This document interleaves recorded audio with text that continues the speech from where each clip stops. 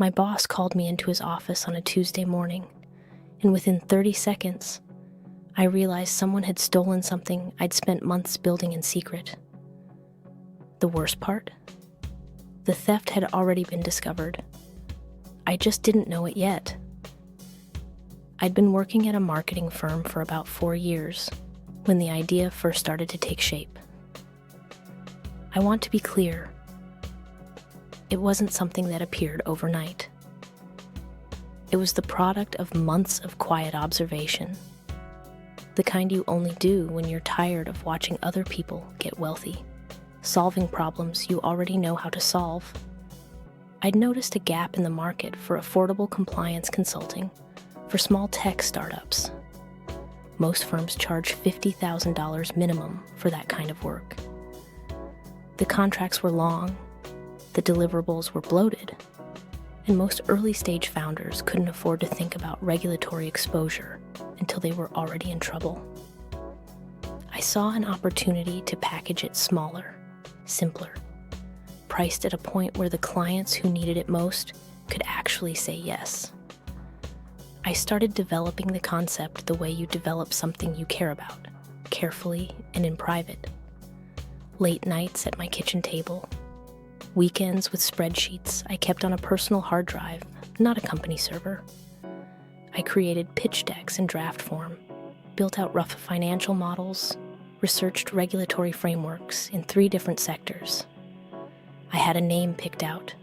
I had a logo concept sketched on a notepad. I'd even reached out, tentatively, informally, to a regulatory consultant I knew from a previous job, asking for his take on the market gap I was seeing. I kept it completely quiet at work. Not because I was paranoid, but because I'd made the mistake before of sharing half-baked ideas with colleagues, only to watch them bounce around the office in broken form, stripped of context, warped by repetition. A good idea shared too early is a good idea that never fully becomes yours. But at some point, you want a second set of eyes from someone you trust. That's human. That's normal. And I made the mistake of believing I had found that person. There was a man in my department. I'll only say he was someone I thought I knew well. We grabbed lunch together dozens of times. We complained about management, talked about where we wanted to be in 5 years, swapped industry gossip. He seemed genuinely smart. He asked real questions. He listened in a way that felt respectful. One afternoon, I decided to tell him. I remember the exact restaurant because I've replayed that conversation more times than I can count.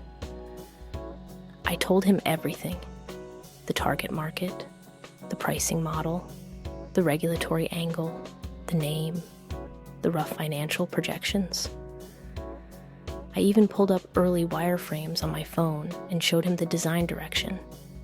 I said, I'm probably a year away from actually launching this. I just wanted to get a second set of eyes from someone smart before I take it too much further. He asked thoughtful questions. He seemed genuinely engaged. He said something like, "This is a real thing. You should protect it." I left that lunch feeling lighter, like I'd finally let someone into something I'd been holding alone for a long time. 3 weeks later, my boss called me in. I remember sitting down across from him, and he had this expression on his face. Not a friendly smile.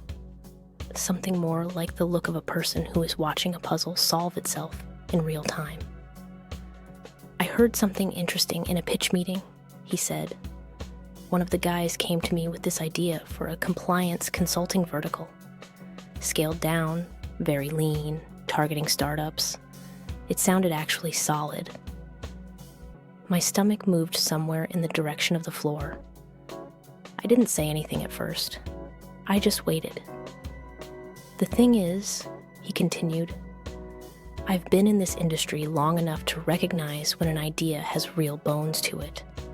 And this one does. But I also know you. And something about the way this was described, the angle, the pricing logic, the specific markets. It just felt like you. It felt like something you would come up with.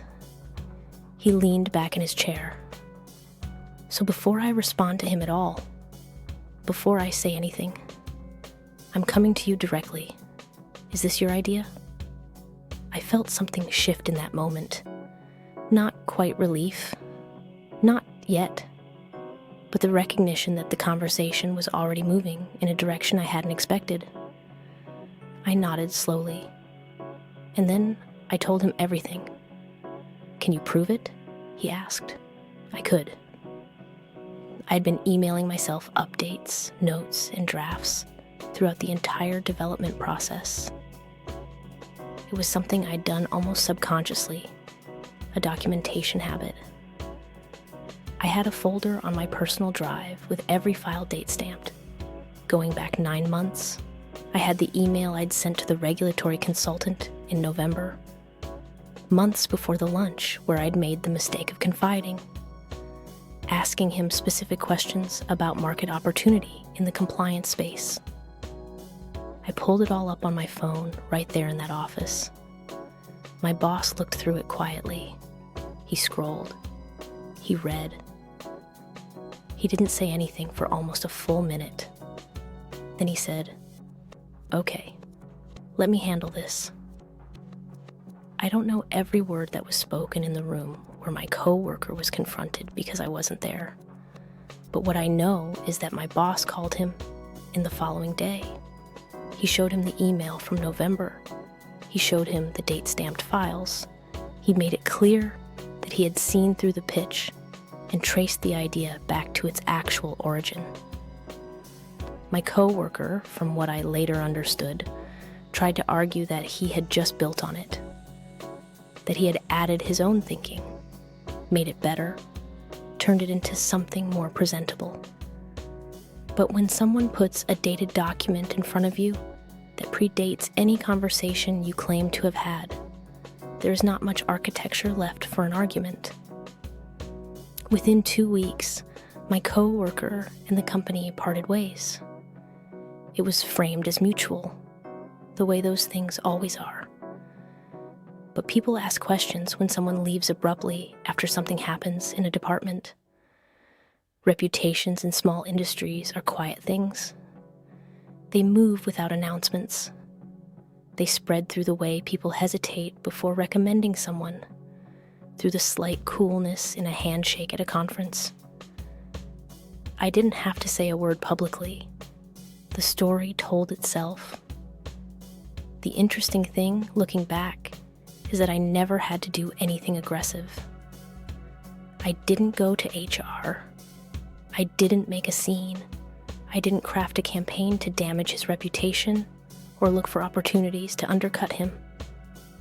I just told the truth when someone with authority asked me directly. I showed the evidence. And those two things combined, the truth and the evidence, were enough. My boss apologized to me personally. He said that if he hadn't trusted his instinct about how the idea sounded, something specifically like work I would create, he might have let it move forward without ever questioning it. He asked if I wanted to develop the compliance vertical under the company umbrella. I said yes, because it gave me access to infrastructure and clients I wouldn't have had independently. I ran it for a year. I got it to profitability within 11 months. And I used that track record, those numbers, that proof of concept, as the foundation when I finally went out on my own. By the time I launched my own company, my coworker had moved into a different corner of the industry entirely. The reputation damage wasn't catastrophic for him. It rarely is. But it was real, and it was quiet, and it followed him in the way those things do. He didn't destroy himself. The truth just made it harder for him to build something on a foundation that wasn't his. That's the thing people don't understand about revenge that's actually satisfying. It's not about what you do to someone. It's about what you let speak for itself. The evidence, the timeline, the pattern of behavior. Those things have weight when they're real. They don't require you to be loud. They don't require you to be angry. They just require you to have kept the receipts. I didn't need to burn him. I just needed to let the light in. Have you ever had someone steal something you built? Maybe an idea, a business concept, a project you'd poured yourself into completely? What happened when the truth came out? Or what would you have done differently if you had the documentation ready? I want to hear your story in the comments.